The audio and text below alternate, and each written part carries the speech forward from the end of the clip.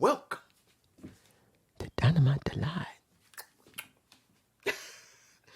I tried that in my earlier video and I just screwed that sucker up. It's who I am. Anyway, you see the title. This is new. Now, mind you, I want to make it very clear. This is new doesn't mean it's good new or bad new. It's just new. You will take it for what it is, no matter what I say here. So, let me give you a little of this. This is new. I could do this at the end, but I'm going to do it now. This being new easily helps AEW going into the next year because of what's been going on with CM Punk, the roster being a big mess, all that mess that has happened this year. This hopefully will be a beginning to give them something new to work with. Now, I don't know if it'll work or not, but I thought I should say that now because it's not necessary to say it later. Opening, we get Ricky Starks dealing with the Jericho Appreciation Society. Now, did Ricky sound good? Yes, he did. Let me put it to you like this. I've said this.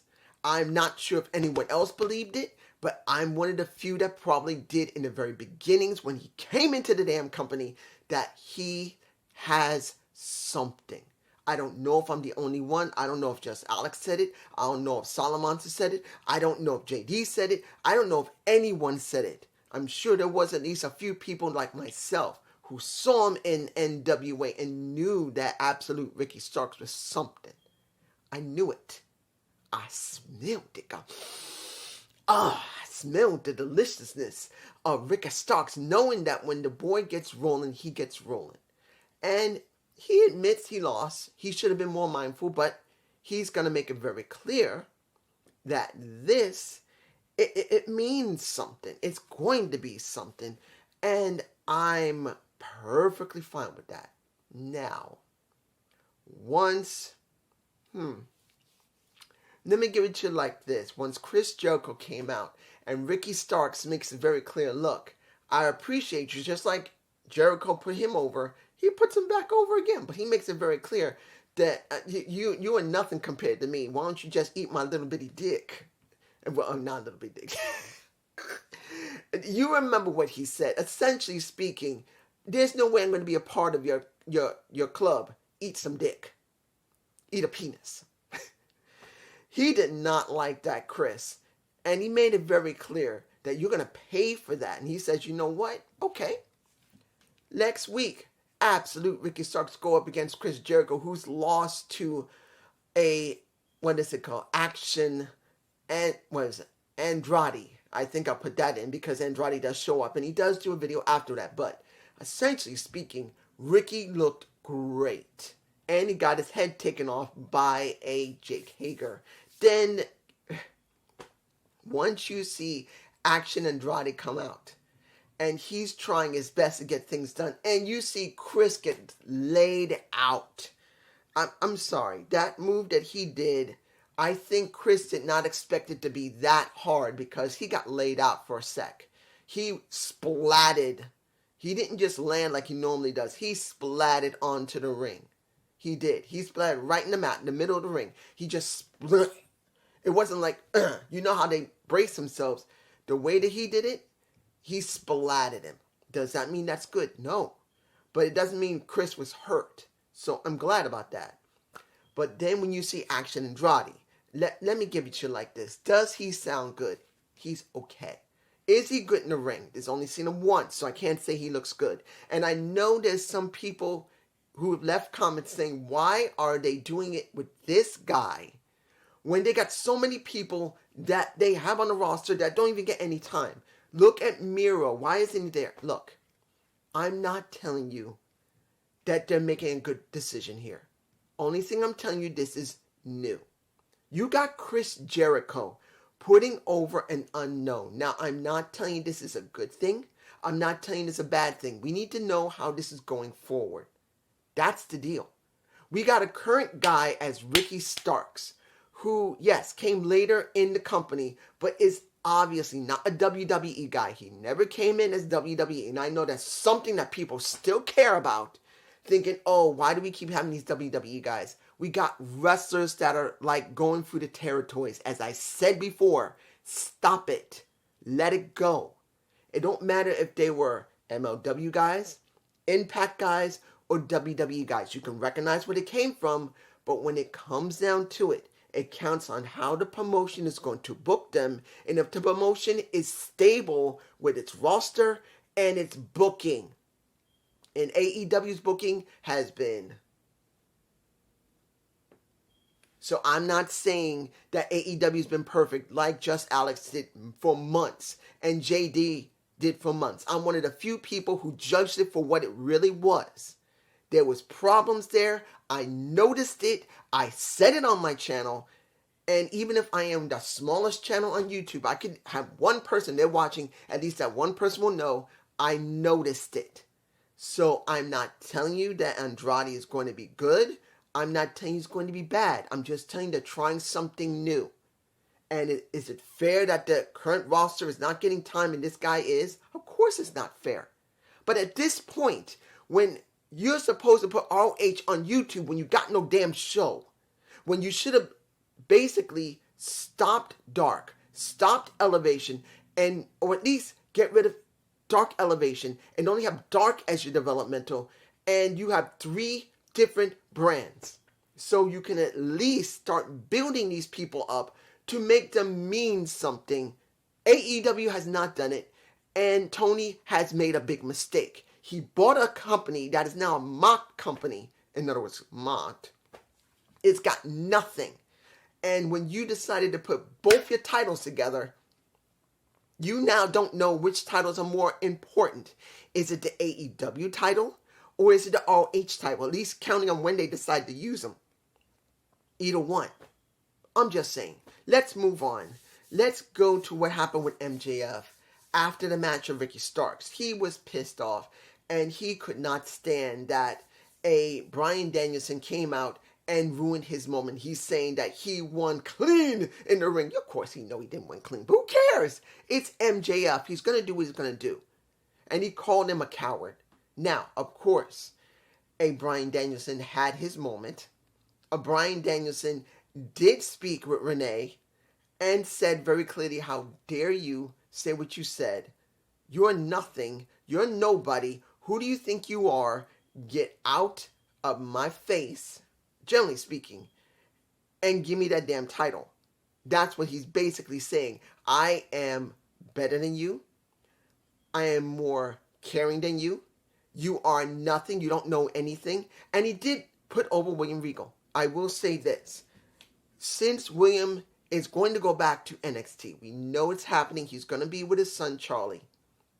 He didn't have to do that. But not only did he put over Regal after he's gone, he did mention HBK as one of the people who originally trained him. He didn't have to go there. But being unlike Vince, who would never mention if HBK was not in the company anymore and with somebody else, he would never be allowed to say it, but he said it because it's part of his heritage. It's part of what makes him a great wrestler. And once Ethan Page got angry, came out and said simply, what is this garbage? What is this? How come he can jump the line, but I went through all the tournament, I went through everything here, shouldn't I be the one that's next in line? I may not won in the entire tournament, but I am at least relevant. You're nothing. Get in the back of the line. And pretty much now, we are going to have a match. We're going to have a match between Ethan Page and Bryan Danielson eventually. I think it's next week, I think. But the point is, and I say this clearly, it is obvious they're trying to build Bryan up to get ready to go up against MJF because it should have been CM Punk. And since we do not know what the status of CM Punk's injuries are still, because he did get injured again. And due to the fact of the investigation, we still don't know how far it's going. And I do not believe he's been fired or his contract has been bought out, because no matter what he says anywhere, and I know one of my subscribers, you know who you are, my friend. He said he went over to MMA, he was bad-mouthing AEW.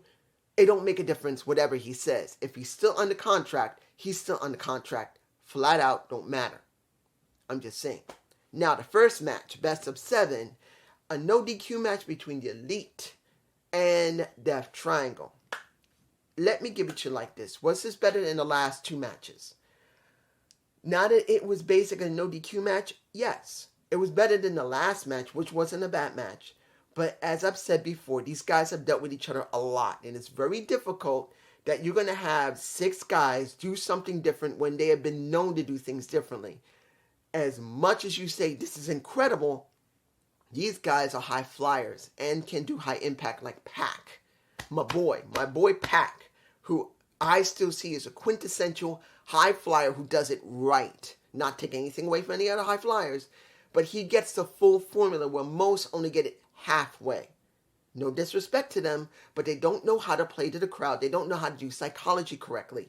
He does. He will do it correctly because he was trained right to do it correctly.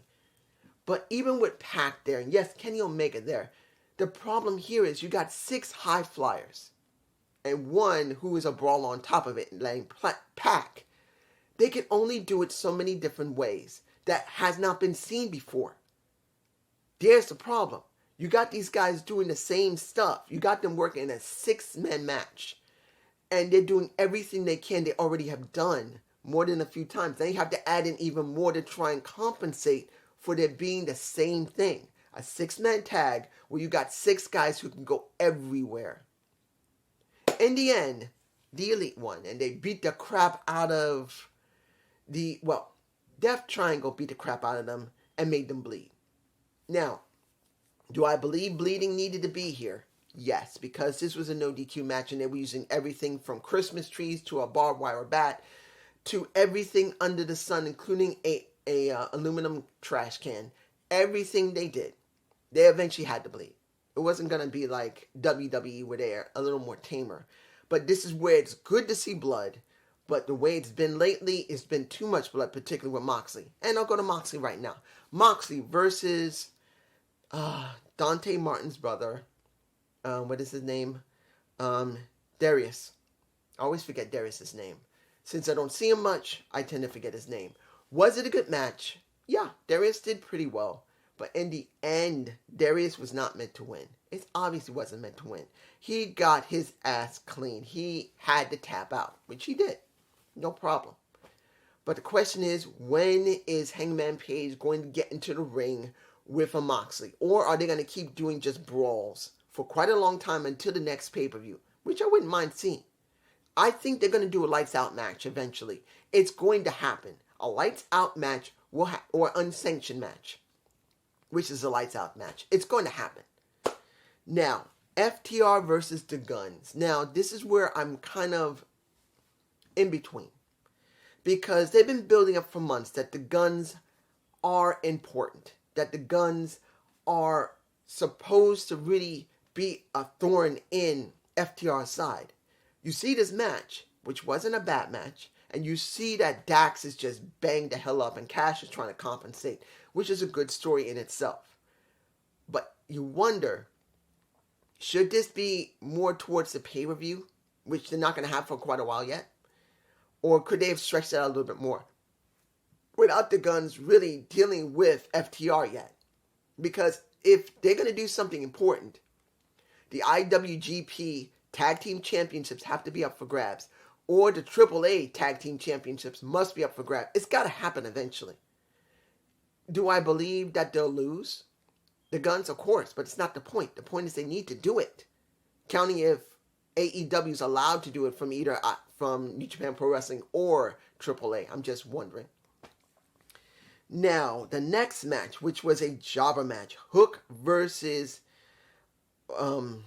Exodus Prime. That boy jobbed his ass off to Hook. Hook annihilated him. But the question is, what is going on between Hook, J-Boy, in other words, Jungle Boy, and when it comes to the Firm? Why? I mean, where they're going to go with this. The question is how far they're going to go with this, where they're going to go with this. Are they going to tag team Jungle Boy and the Hook together more often? Is this about the FTW title eventually going to be up for grabs by either Lee Moriarty or Big Bill? What is this leading to? Or is this just a throwaway feud? I don't know yet. But you guys tell me below. Next. Let me give it to you like this. How did I feel about Samoa Joe talking? I had to think about this for a minute as I was looking at my notes. I was going like this. I was looking at my notes. I was trying to remember about what I thought about Samoa Joe talking about Wardlow. I'm cool with Wardlow dealing with Samoa Joe, but the question is, do I want Wardlow to win any of the titles? If he had to win a title, it should be ROH. It should not be TNT title.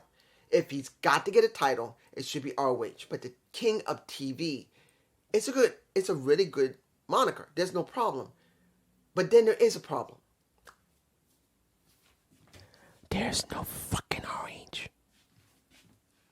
Now I know they are going to put ROH on a website and somewhat of a network where you're going to have to pay almost $10, I believe. 8 or 10, between $5 to $10. I understand that. But since there's nothing there yet, do you care? Now, with the King of TV, yes, you can care. But does it feel important with Wardlow? This is what the problem is. It had to grow on me with Samoa Joe having both titles. It did. Because I wasn't glad to see him holding both titles at first. I'm not going to lie about it. I would have let him drop the television title and go to the TNT title. But him holding both does make some sense that there has to be a crossover between the two. But the problem is two. One, there's still no ROH until they put that on TV or whatever website or stream they're going to do. And it counts on if they make it cheap enough that people are going to want to watch it. Because remember, when it comes to Bleacher, when it comes to the Fight Network or anywhere else, people don't want to spend a huge amount of money on different streaming services. It's got to be either on TV or maybe one streaming service. If they do 2, 3 different places to watch anything, it'll turn people off. No one's going to watch it. So that's going to be a major issue that Tony's going to have to deal with. I would have wanted him to just put it on YouTube and it would have been better that way. People would have gone to it more. But this is what we get. And then Wardlow, who really was like this with MJF. Then this is where he is. By the time he hit here, it's Powerhouse Hobbs and he finished with Samoa Joe. And now he's maybe here. Just beginning to go back up. But does it feel important with Samoa Joe? That's the question I pose to you guys. You tell me below. Now, the interview. No, you know what? I'm going to wait for the interview when it comes to Keith Lee. I'm going to leave that last. Let's get to the next match, which was...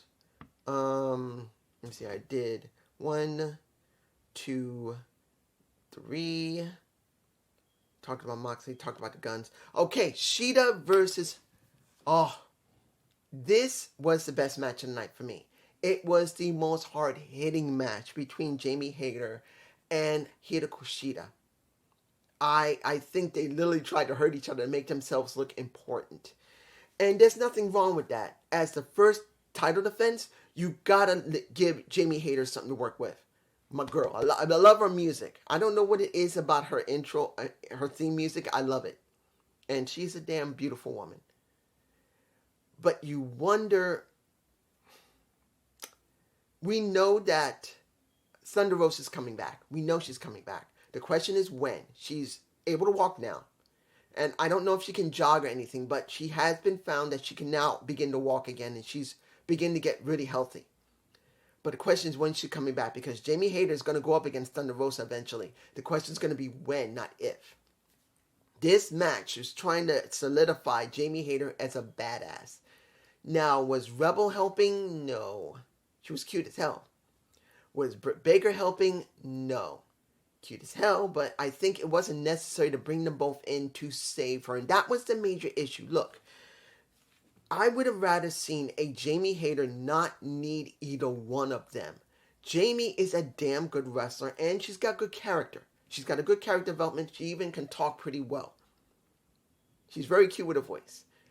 Until she gets in the ring, and she's damn good in the ring, which is understandable why everyone loves her. But did she need a Britt Baker to cover her ass? No. Did she need Rebel to distract the ref while Britt was trying to beat the crap out of her and fail with Hikaru Shida? No, she should have just beat her ass clean. It wouldn't have hurt Hideko. It wouldn't have hurt her. But this is what they did. And the way it went, I think it did hurt her.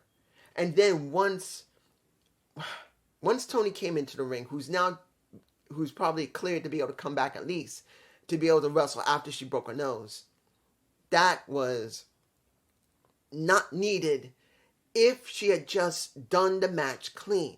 She did not need Britt and didn't need Rebel. If she had beat her and then tried to beat her down afterward, that would have looked way better. And then Saraya coming out, and oh my goodness gracious, look. I love me Saraya. She's beautiful. Saraya. I love me Saraya. But, those boobies, man. Look, I don't care if they fake. They're gorgeous.